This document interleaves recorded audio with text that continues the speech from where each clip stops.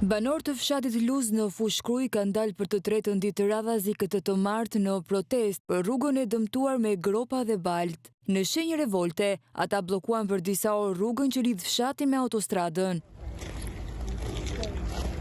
Edhe pse një ditë më parë rrugës i është hedhur çakull, banorët shprehen se kjo nuk është zgjidhje, pasi ka nevojë për rikonstruksion të plotë. Është e treta herë si po dalin protestë, kështu asnjë lloj reagimi nga shteti. Kena dalë me gjithë kalame këtu, ja po një kalame gjithë, edhe s'po vje kush me dhone në një datë në gjonë se kur të filloj rruga. Po mram kështu, kanë hodhi me i makinë me qajë këtu, e kanë bo ma kesh, nuk ka zgjidhje ke. Të bëj thirrje të ashtër me asfalt, nuk ka rruga kjo, do bllokohet rruga prapë. Kina frikë me pun kalametën në shkollë.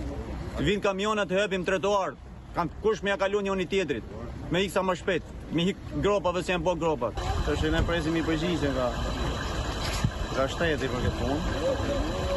Dhe nuk të dalim në protestë. S'ka zgjidhje, është vetëm të rregullohet rruga, t'i vjen një shtresë e mirë kësaj rruge që të zërë vend. Protestës janë bashkuar edhe fëmijët e shkollës Gjon Luka, të cilët çdo ditë janë të detyruar të kalojnë në këtë rrugë. Ata thonë se ndihen të friksuar dhe kërkojnë rehabilitimin e saj.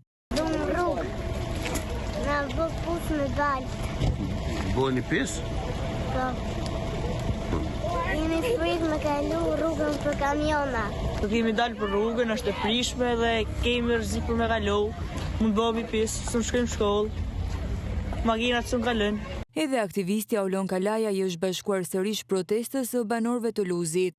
Jeta këtyre voglushve rrezikohet çdo ditë për me kalu nga njëra anë e rrugës për me hyp të shkolla sipër. Detyrohen prindrit, ata që kanë makina, sigurisht që t'i marrin t'i çojnë deri te dera e shkollës.